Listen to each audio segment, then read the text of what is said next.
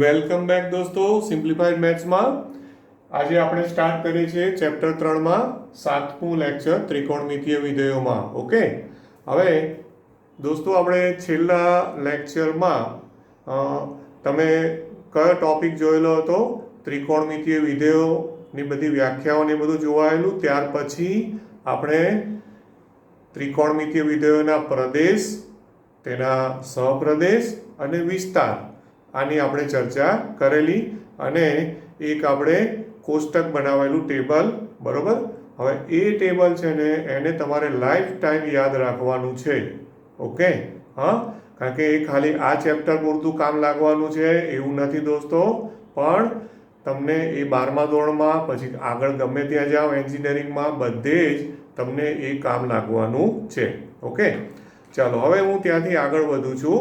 એ પ્રદેશ, સપ્રદેશ, વિસ્તાર જોયા પછી હવે એક ઇમ્પોર્ટન્ટ વસ્તુ છે જે ટેક્સ્ટબુકમાં થોડું ડિટેલમાં નથી આપ્યું. ઓકે, હા, હવે એનો ટોપિક આ રીતે હું લખું છું કે આપણે એકમ વર્તુળ દોરીએ તો એકમ વર્તુળ લઈએ. ઓકે, હવે એકમ વર્તુળ પર બિંદુઓ A અને E' ની સાપેક્ષે ત્રિવિધેયોનું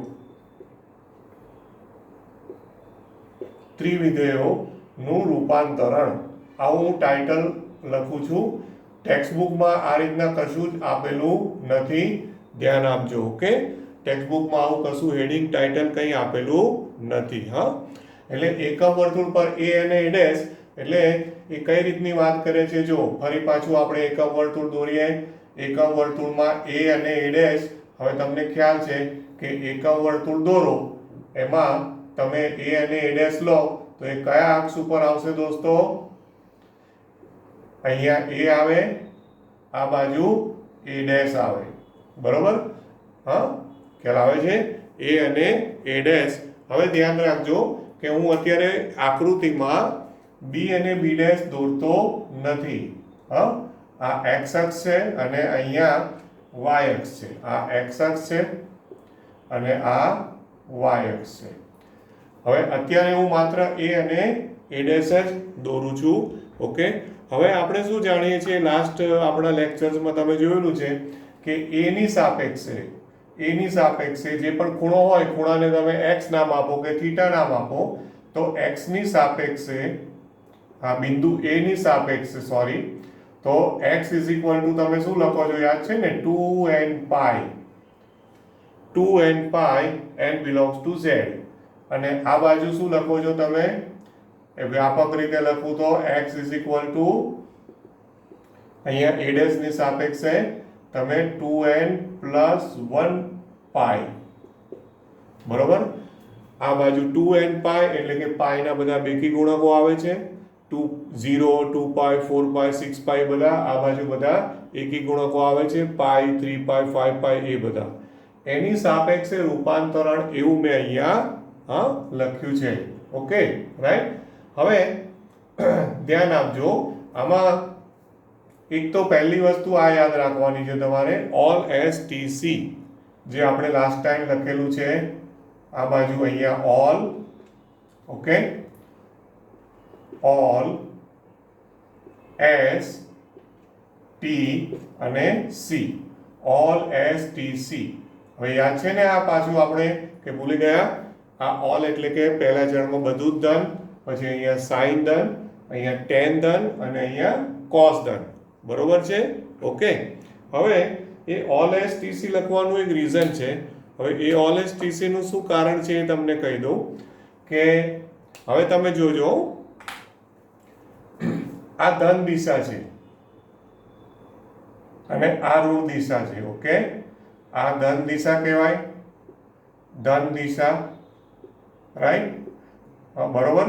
અને આ બાજુ જે દિશા બતાવી છે એ કઈ દિશા છે? ઋણ દિશા છે. ઓકે, હવે અહીંયા 2n pi છે. હવે જ્યારે પણ હું એક વસ્તુ યાદ રાખજો તમે કે જ્યારે પણ તમે પ્લસ લખો ને પ્લસ એનો મતલબ ધન દિશામાં આગળ વધવાનું અને માઇનસ લખો તો ઋણ દિશામાં આગળ વધવાનું. આ એક બહુ જ ઇમ્પોર્ટન્ટ વસ્તુ તમે યાદ રાખજો. ઓકે, તો એના પ્રમાણે તમે જોજો કે પહેલું ચરણ છે ને, તો પહેલા ચરણને હું કઈ રીતે લખું છું જોજો. અહીંયા પહેલું ચરણ છે તો પહેલા ચરણમાં હું લખું છું 2n પાઈ પ્લસ એક્સ અને ચોથા ચરણમાં લખું છું 2n પાઈ માઇનસ એક્સ. હવે કઈ રીતે લખ્યું આ બોલો? હા, પહેલું ચરણ અને ચોથું ચરણ મેં લખ્યું તો જો 2n પાઈ પ્લસ એક્સ એટલે 2n પાઈ અહીંયા છે, પ્લસ એક્સ એટલે એમાં કંઈક ખૂણો ઉમેર્યો. તો એમાં કંઈક ખૂણો ઉમેરો એટલે તમારે કઈ દિશામાં આગળ જવું પડે? ધન દિશામાં જવું પડે આગળ. અને ધન દિશામાં તમે આગળ જાઓ, ઓકે, ધન દિશામાં, તો કયું ચરણ આવે? પહેલું ચરણ આવે. અને 2n પાઈમાંથી તમે કંઈક બાદ કરો, માઇનસ એક્સ એટલે કે કોઈ ખૂણો બાદ કરો, તો એ કયું ચરણ આવે? ચોથું ચરણ આવે કે નહીં? ઓકે, એવી જ રીતે અહીંયા શું છે? આ 2n પ્લસ 1 પાઈ છે, તો ત્રીજા ચરણમાં શું આવશે? હા, ધ્યાન આપજો બરાબર. 2n પ્લસ 1 પાઈ, તો એમાંથી આમ અહીંયા a dash A 2n plus 1 પાઈ છે, તો પાછા જવું હોય તો માઇનસ એક્સ કરવું પડે. અને આ a ડેશ થી મારે આગળ જવું હોય તો પ્લસ એક્સ કરવું પડે. ધન દિશાની વાત કરું છું, બરોબર છે? ઓકે, એટલે આ બાજુ જઈએ તો શું થશે? અહીંયા 2n pi plus x. Okay, તો મેં ચાર ચરણમાં શું લખ્યું છે ફરી એક વખત જોઈ લેજો. હા, ચાર ચરણમાં પહેલા ચરણમાં 2n પાઈ પ્લસ એક્સ, બીજા ચરણમાં અહીંયાથી જવાનું 2n plus 1 pi minus x એટલે પાછા ગયા. પછી ત્રીજા ચરણમાં 2n પાઈ પ્લસ એક્સ એટલે a ડેશ થી આગળ ગયા. અને ચોથું ચરણ એટલે 2n પાઈ માઇનસ એક્સ એટલે એ થી આપણે પાછળ રિવર્સ ગયા એટલે કે ઋણ દિશામાં ગયા. બરોબર? હવે આ જે આકૃતિ મેં બનાવી છે ને, એ આકૃતિનું શું ઇમ્પોર્ટન્સ છે એ તમને કહું કે આ ટાઈપના આમાં ટાઇટલ આપણે એવું છે કે a અને a ડેશ ની સાપેક્ષે મેં આવું લખ્યું છે, a અને a ડેશ ની સાપેક્ષે રૂપાંતરણ. તો ધ્યાન આપજો ખાસ હો. અહીંયા એના ઉદાહરણો લખું છું તમને. માની લો કે સાઈન લઉં. ઓકે, હવે સાઈન સપોઝ કે હું લઉં છું 2 pi plus x. 2 pi plus x એટલે જો 2 પાઈ અહીંયા આવે, 2 પાઈ કયા બિંદુ ઉપર આવે? બિંદુ a ઉપર આવે. અને પ્લસ એક્સ કરું એટલે કયું ચરણ આવ્યું? પહેલું ચરણ આવ્યું. તો એનો આન્સર પહેલા ચરણમાં તમારે શું જોવાનું દોસ્તો? પહેલા ચરણમાં નિશાની શું છે? ઓલ. એટલે આન્સર શું આવે એનો? sin x આન્સર આવે. કેટલો આન્સર આવે એનો? sin x. કેટલો આન્સર આવે છે? sin x. ઓકે, હા, ચરણ જોવાનું, ચરણ પ્રમાણે ચિહ્ન મૂકી દેવાનું. રાઈટ? હવે સપોઝ કે તમે sin of 2 pi minus x કરો. ઓકે, તો કયું ચરણ આવે? ચોથું આવે, કારણ કે 2 પાઈ અહીંયા આવે, માઇનસ એક્સ એટલે ચોથું ચરણ આવે. ચોથા ચરણમાં ઓલ STC મુજબ cos ધન છે, cos ધન છે પણ sin શું છે? ઋણ છે. એટલે આનો આન્સર માઇનસ sin x આવે. ચિહ્ન હંમેશા ચરણ મુજબ મૂકવાનું. આ એક બહુ જ ઇમ્પોર્ટન્ટ વસ્તુ યાદ રાખજો. સપોઝ કે હું લઉં sin, ઓકે, માની લો કે હું લઉં છું sin of pi minus x. Okay, sin of pi minus x. હવે મને કહો કે પાઈ બિંદુ ક્યાં? પાઈ ક્યાં આવે? પાઈ ખૂણો અહીંયા આવે, a ડેશ ઉપર આવે પાઈ. અને માઇનસ એક્સ કરો એટલે પાઈ થી તમારે માઇનસ એક્સ એટલે પાછા જવું પડે ઋણ દિશામાં. એટલે કયું ચરણ આવે? બીજું ચરણ આવે. ઓકે, તો બીજા ચરણમાં s એટલે sin ધન છે, તો એનો આન્સર શું આવે દોસ્તો? sin x આવે. અને સપોઝ કે પાઈ પ્લસ એક્સ કરું, પાઈ પ્લસ એક્સ, તો પાઈ પ્લસ એક્સ એટલે પાઈ પાછું અહીંયા જ છે, એમાં પ્લસ એક્સ કર્યું એટલે ધન દિશામાં જવું પડે. પ્લસ નિશાની આવે એટલે ધન દિશામાં જવાનું, માઇનસ નિશાની આવે તો ઋણ દિશામાં તમારે એકા વર્તુળ પર જવાનું. તો કયું ચરણ આવ્યું? ત્રીજું. ત્રીજા ચરણમાં ઓલ એસ ટી સી પ્રમાણે tan ધન છે એટલે tan અને cot ધન છે તો sin કેવું છે ઋણ છે તો એનો આન્સર કેટલો આવે દોસ્તો આનો -sin x કેટલો આવે -sin x તો અમે sin નું ઉદાહરણ આપ્યું ને એવી રીતે તમે sin હોય cos હોય sec cosec tan cot ગમે તેના ઉદાહરણ આપો ઓકે મતલબ કે સપોઝ કે હું cos લઉં હવે જોજો cos of pi minus x cos of pi minus x કયું ચરણ આવ્યું બીજું ચરણ આવ્યું pi minus x બીજા ચરણમાં cos જોવાનું cos ની નિશાની શું છે ઋણ કારણ કે sin ધન છે cos ઋણ છે તો આનો આન્સર કેટલો આવે -cos x આવે -cos x આજે તમને થોડા ઉદાહરણો આપી રહ્યો છું ઓકે હવે આવી રીતે સપોઝ કે તમે tan લો અને tan માં તમે pi plus x કરો તો કયું ચરણ આવ્યું pi plus x એટલે ત્રીજું ચરણ આવ્યું તો ત્રીજા ચરણમાં tan ધન છે એટલે એનો આન્સર કેટલો આવે tan x આવે તો જો તમને all s t c બરોબર યાદ હોય અને પછી પ્લસ એટલે ધન દિશામાં માઇનસ એટલે ઋણ દિશામાં આ જો એક વખત મગજમાં બેસી ગયું હોય તો આવા તમે કેટલા ઉદાહરણો લખી શકો છો અસંખ્ય કેટલા ઉદાહરણો અસંખ્ય આનો કોઈ અંત નથી હા કારણ કે આમાં n belongs to z છે તમને યાદ છે ને 2n pi તો n belongs to z છે 2n plus 1 pi તો એમાં પણ n belongs to z છે બરાબર એટલે જેવું tan નું ઉદાહરણ આપ્યું એવું તમે કોઈ પણ ઉદાહરણ આપી શકો સપોઝ કે હું cot લઉં cot માની લો કે મેં cot માં 2 pi minus x કર્યું ઓકે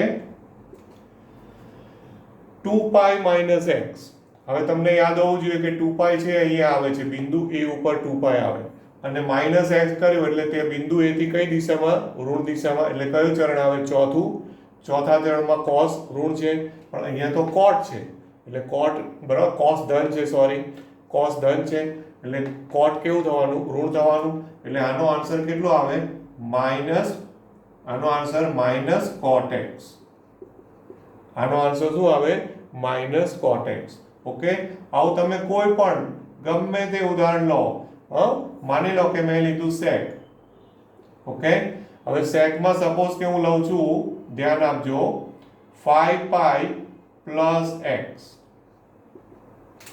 હવે તમને ખબર હોવી જોઈએ કે 5 pi બિંદુ ક્યાં આવે 5 pi ખૂણો ક્યાં આવે તો 5 pi અહીંયા આવે a ડેશ ઉપર અને x કર્યું એટલે ત્યાંથી ધન દિશામાં એટલે કયું ચરણ આવે ત્રીજા ચરણમાં sec ઋણ તો sec of 5 pi plus x છે તો એનો આન્સર તમે શું લખવાના is equal to -sec x શું લખશો આનો આન્સર -sec x ઓકે આવા તમે કંઈ પણ ઉદાહરણો લઈ શકો cosec લઉં સપોઝ cosec માની લો કે હું cosec માં લઉં છું 4 pi plus x તો હવે મને ખબર છે કે ભાઈ 4 pi બિંદુ અહીંયા આવે અને એમાં પ્લસ કરું છું પ્લસ કરો એટલે કયું ત્યાંથી કઈ દિશામાં ધન દિશામાં જવાનું એટલે પહેલું ચરણ આવે પહેલા ચરણમાં તો બધું જ ધન છે એટલે આનો આન્સર શું આવે cosec x આવે ઓકે and so on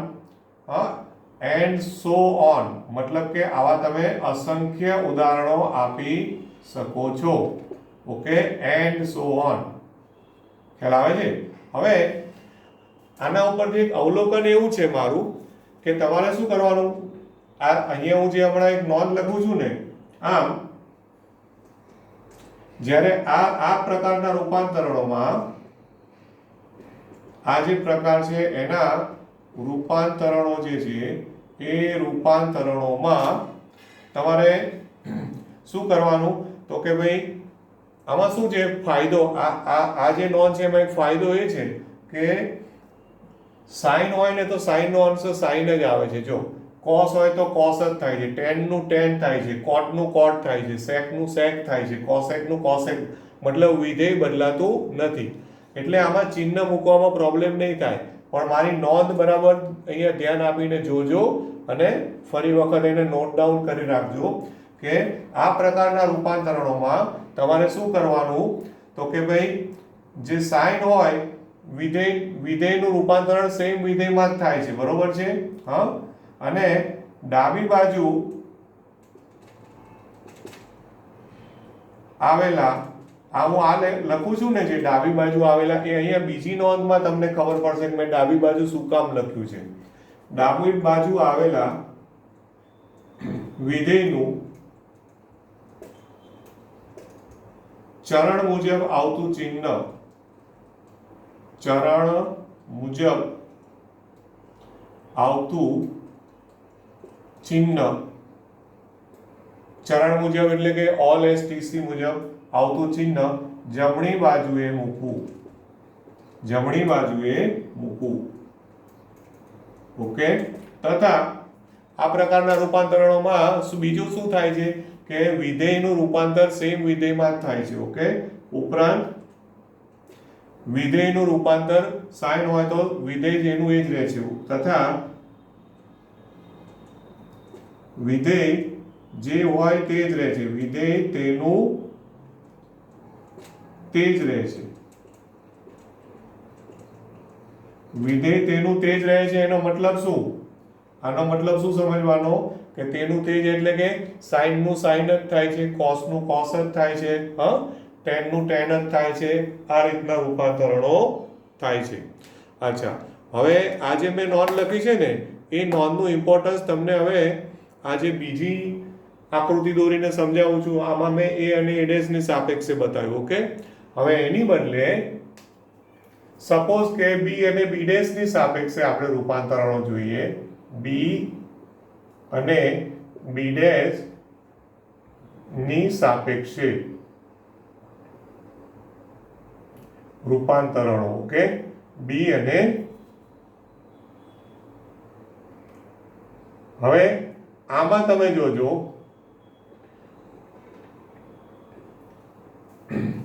મેં આખું ટાઇટલ નથી લખ્યું.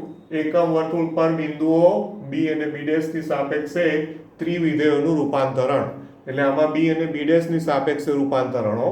હા, હવે એમાં ફરી પાછી મારે આકૃતિ તો દોરવી જ પડે. હવે એ આકૃતિ દોરો. હવે આમાં જો ગડબડ થશે સમજવામાં, એટલે થોડું ધ્યાનથી જોજો. આ રીતના આપણું એકમ વર્તુળ છે અને આ એકમ વર્તુળ પર હવે આપણે ખાલી કયો બિંદુ બતાવું છું. હવે હું આમાં માત્ર બી અને બી ડેશ જ આપણે આમાં લઈશું. ઓકે, આ વાય અક્ષ છે, આ જે છે એ વાય અક્ષ છે. ઓકે, આ બિંદુ છે બી અને આ બિંદુ બી ડેશ, બરોબર? તો બી અને બી ડેશ છે, એ બી અને બી ડેશ ને સંગત આપણે પેલા થીટાના એક્સ ના મૂલ્યો, એક્સ અથવા થીટા ખૂણો, તો એના મૂલ્યો તમે અહીંયા વ્યાપક રીતે શું લખેલું યાદ છે? અહીંયા એક્સ નું મૂલ્ય એ પણ આપણે લાસ્ટ લેક્ચરમાં લખેલું છે કે બી ને સંગત બધા કિંમતો કઈ આવે છે અહીંયા? 4n + 1 π/2 n belongs to z, અને બી ડેશ ને સંગત આવે છે 4n - 1 π/2 n belongs to z. Okay, A 4n + 1 એટલે એમાં n ની કિંમત મૂકો એ પ્રમાણે અહીંયા π/2 આવે, 5π/2 આવે, 9π/2 બધા બી ઉપર આવે, અને બી ડેશ ઉપર કયા આવે છે? 3π/2, 7π/2 આ રીતના આવે. ઓકે, ફરી પાછું આમાં પણ ઓલ એસ ટીસી તો ખરું જ, ઓલ એસ ટી અને સી. ઓકે, હવે આમાં શું ધ્યાન રાખવાનું? આ વ્યાપક રીતે જે લખ્યું છે, તો મેં અહીંયા આમાં મેં વ્યાપક રીતે અહીંયા ખૂણો લખ્યો હતો. આમાં થોડી જગ્યા ઓછી છે એટલે હું ઉદાહરણોથી બતાવું કે માની લો કે બી ને સંગત π/2 છે, આપણે જાણો છો. તો હવે જોજો કે આ પહેલું ચરણ છે એમાં π/2 - થીટા લખાય અને બીજા ચરણમાં π/2 + થીટા લખાય. હવે આમે કઈ રીતે લખ્યું, કઈ આઈડિયા આવે છે? કોઈ રીતે લખ્યું બોલો? બી ને સંગત કયો ખૂણો છે? π/2 છે, તો -θ. થીટા હવે મેં આપણે આમાં x રાખ્યું છે તો x જ રાખો. ઓકે, કે આમાં શું છે, નવી બુકમાં એ લોકો ખૂણામાં x નો ઉપયોગ કરે છે. તો π/2 માઇનસ x, એટલે જો π/2 અહીંયા છે માઇનસ x, એટલે π/2 થી પાછા જવું પડે ઋણ દિશામાં, તો એટલે પહેલું ચરણ આવે. π/2 પ્લસ x કરો તો બીજું ચરણ આવે. હવે b' ની સાપેક્ષે પહેલું કયો ખૂણો આવે છે યાદ છે ને, 3π/2. કયો ખૂણો આવે છે, 3π/2. તો ત્રીજા ચરણમાં ધ્યાન આપજો કે અહીંયા 3π/2 માઇનસ x આવે, 3π/2 માઇનસ x, અને ચોથા ચરણમાં 3π/2 પ્લસ x આવે. ઓકે, જો 3π/2 અહીંયા છે, પ્લસ x કરો એટલે પ્લસ, એટલે ધન દિશામાં જવાનું. તમને ફરી યાદ હોવું જોઈએ કે આ ધન દિશા છે, આ દિશા એ ધન દિશા છે, અને આ દિશા એ ઋણ દિશા છે. ઓકે, એ હંમેશા ધન અને ઋણ દિશા યાદ રાખવાનું. વિષમ કડી એટલે ધન, સમ કડી એટલે ઋણ. બરોબર. તો 3π/2 પ્લસ x ચોથું ચરણ, 3π/2 માઇનસ x ત્રીજું ચરણ. હવે અહીંયા π/2 ની બદલે b ઉપર π/2 પછી નેક્સ્ટ કયું આવે, π/2 પછી 5π/2 આવે. તો જે રીતે મેં π/2 લખ્યું એની બદલે તમે 5π/2 પણ લખી શકો. 5π/2, તો માઇનસ x આ બાજુ આવે, અને 5π/2 પ્લસ x. 5π/2 માઇનસ x પહેલા ચરણમાં આવે, 5π/2 પ્લસ x બીજા ચરણમાં. હવે આ b' ની સાપેક્ષે બીજો નેક્સ્ટ ખૂણો કયો આવે, 3π/2 પછી નેક્સ્ટ ખૂણો 7π/2 આવે. તો અહીંયા 7π/2 માઇનસ x આવે, અને આ બાજુ 7π/2 પ્લસ x આવે. હવે આવા તો મેં ખાલી બે ઉદાહરણો દરેક ચરણમાં મૂક્યા દોસ્તો. આવા તમે ઢગલાબંધ અનંત લઈ શકો. વ્યાપક રીતે લખવું હોય તો આનો ઉપયોગ કરવાનો. 4n + 1 π/2 માઇનસ x તો પહેલું ચરણ, 4n + 1 π/2 પ્લસ x તો બીજું ચરણ, 4n - 1 π/2 માઇનસ x તો ત્રીજું ચરણ, અને 4n - 1 π/2 પ્લસ x તો ચોથું ચરણ. ઓકે, હવે આમાં શું પ્રોબ્લેમ થાય છે, જોજો. અહીંયા મેં જે નોંધ આપેલી એમાં એ લખેલું છે કે વિધેય તેનું તે જ રહે છે. મતલબ કે સાઇન હોય તો સાઇન, કોસ હોય તો કોસ. આમાં એવું થશે કે સાઇન નું રૂપાંતર કોસ માં થઈ જશે, કોસ હોય તો સાઇન થઈ જશે. સાંભળજો બરાબર, સાઇન નું રૂપાંતર કોસ માં થઈ જશે, કોસ નું સાઇન થઈ જશે. ટેન હોય તો ટેન નું કોટ થશે, કોટ હોય તો ટેન થશે. સેક નું કોસેક થઈ જશે, કોસેક નું સેક થઈ જશે. સમજે પડે છે? હવે ઉદાહરણ આપું, બધાનું એક એક ઉદાહરણ આપું છું. માની લો કે હું પહેલું સાઇન નું ઉદાહરણ આપું કે સાઇન ઓફ π/2 માઇનસ x. બોલો કયું ચરણ આવ્યું? પહેલું ચરણ આવ્યું. ઓકે, તો સાઇન નું રૂપાંતર સાઇનમાં નહીં થાય, શું થશે? કોસ. અને ઓલ STC એટલે બધું ધન છે, એટલે આનો આન્સર શું આવશે દોસ્તો? આનો આન્સર આવશે cos x. શું આન્સર આવશે આનો? cos x. પણ આમાં મોસ્ટ ઇમ્પોર્ટન્ટ વસ્તુ એ છે કે તમારે ચરણ સાઇન માટે જોવાનું દોસ્તો, cos માટે નહીં. ચરણ શું કરવાનું? સાઇન માટે જોવાનું, cos માટે નહીં. સાઇન નું રૂપાંતર કરી રહ્યા છો એટલે સાઇન ની નિશાની જે પણ હોય, ઓલ STC મુજબ જે સાઇન ની નિશાની હોય ને, એ સાઇન ની નિશાની એટલે કે ડાબી બાજુના વિધેયની નિશાની જમણી બાજુએ મૂકવી. આ નોંધ ફરી વાંચો. આ પ્રકારના રૂપાંતરણોમાં ડાબી બાજુ આવેલા વિધેયનું ચરણ મુજબ આવતું ચિહ્ન જમણી બાજુએ મૂકવું. તો સેમ નોંધ અહીંયા પણ લાગુ પડે છે. હવે જોજો શું પ્રોબ્લેમ થાય છે તમારે જ્યારે આનો ઉપયોગ આવે ને એક્ઝામમાં, તો તમે શું ભૂલ કરો છો એ જુઓ. દાખલા તરીકે જોજો હો. હવે બીજું ઉદાહરણ લઉં છું cos નું. હા, cos of π/2 plus x. cos of π/2 plus x. હવે જો π/2 પ્લસ x એટલે બીજું ચરણ છે. બીજા ચરણમાં હવે આ રૂપાંતરણમાં હમણાં મેં શું કહ્યું કે કોસનું સાઇન થશે. એટલે આપણે ભૂલ શું કરીએ કે કોસનું સાઇન થાય અને પેલું મગજમાં ઓલ એસ ટીસી હોય ને દોસ્તો, એટલે ઓલ એસ એટલે સાઇન આવ્યું એટલે સાઇન તો ધન છે એટલે બધા આનો આન્સર શું લખી નાખે સાઇન એક્સ. પણ તમારે નિશાની કોની જોવાની? જે આન્સર આવે એની નિશાની નહીં જોવાની, જેનું રૂપાંતર કરી રહ્યા છો એની નિશાની જોવાની. એટલે કોસનું રૂપાંતર થઈ રહ્યું છે તો બીજા ચરણમાં કોસ ઋણ છે તો આનો આન્સર માઇનસ સાઇન એક્સ આવે. આનો આન્સર કેટલો આવે? Minus sine x. ધ્યાન આપજો બરાબર. ઓકે. અચ્છા, ત્યાર પછી સપોઝ હું એક ઉદાહરણ લઉં સેક. ઓકે, સેકમાં ધારો કે લઉં છું હું 3π/2 પ્લસ એક્સ. બરોબર. હવે સેકનું રૂપાંતર શેમાં થવાનું દોસ્તો? કોસેકમાં થવાનું. સેકનું રૂપાંતર કોસેકમાં થશે. અચ્છા, તો 3π/2 પ્લસ એક્સ કયું ચરણ છે? ચોથું. તો નિશાની કોની જોવાની? સેકની નિશાની જોવાની ચરણ મુજબ. તો જો ચોથા ચરણમાં કોસ ધન છે અને કોસ ધન હોય તો સેક પણ ધન જ થાય. તો સેકનું કોસેક થાય તો સેકનો આન્સર શું લખવાનો તમારે? કોસેક એક્સ લખવાનો. શું લખવાનો? Cosec x. હવે અહીંયા પણ તમે ભૂલ કરી બેસવાના. કેમ? કારણ કે આન્સર કોસેક આવ્યો.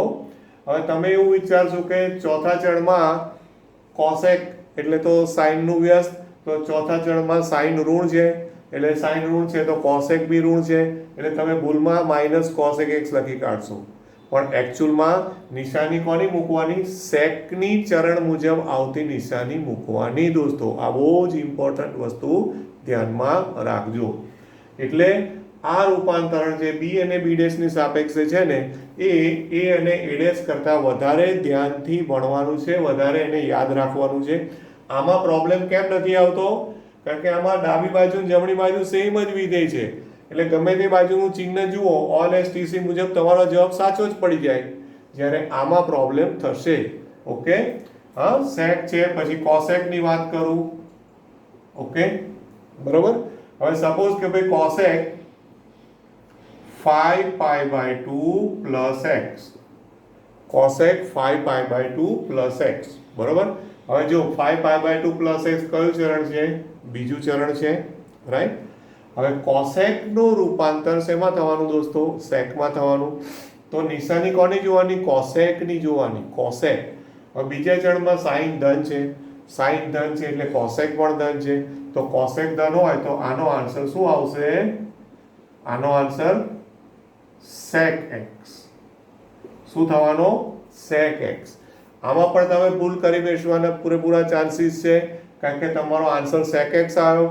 ફરી પાછું તમે વિચારશો કે ભાઈ બીજા ચરણમાં સાઇન ધન છે પણ આ તો સેક આવ્યો એટલે કે સેક એટલે કોસનું વ્યસ્ત એટલે કોસ ઋણ છે એટલે સેક ઋણ એટલે આમાં ભૂલમાં માઇનસ મૂકી દે છે છોકરાઓ.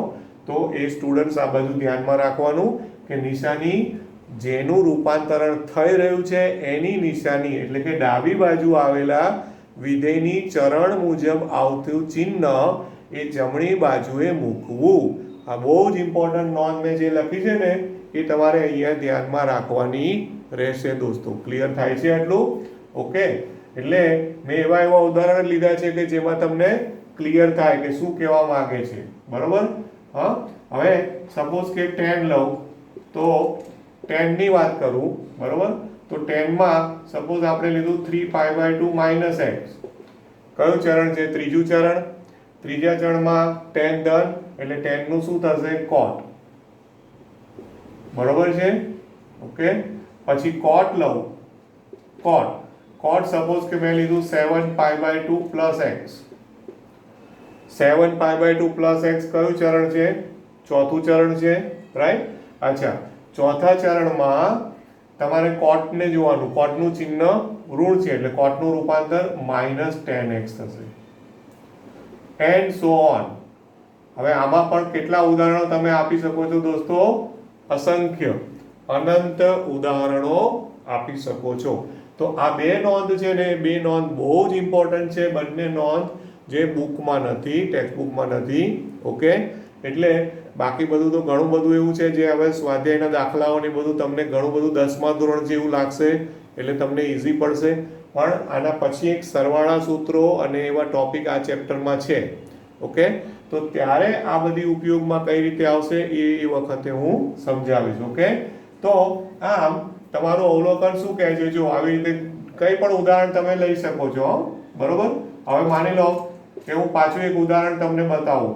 માની લો કે sin of 7π/2 plus x, sin of 7π/2 plus x. આ બોલો, આ પાછું ચોથું ચરણ જ મેં લીધું. હવે ચોથા ચરણમાં sin ની નિશાની જોવાની, એટલે sin નું રૂપાંતર cos માં થાય. sin નું રૂપાંતર શેમાં થાય? cos માં થાય. પણ cos ની નિશાની નહીં જોવાની, કારણ કે cos ધન છે તો આપણે ભૂલમાં પ્લસ મૂકી દઈએ. પણ sin ની નિશાની શું આવે? sin તો ઋણ છે ને, એટલે શું આવે આગળ? Minus cos x.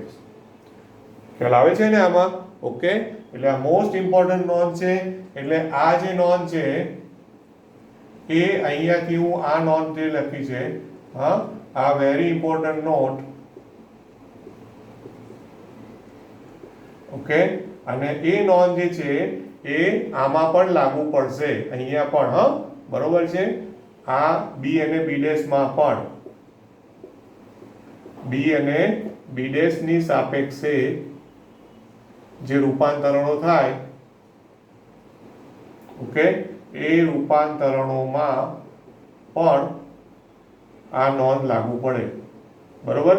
આ જે નિયમ છે એ નિયમ લાગુ પડે છે.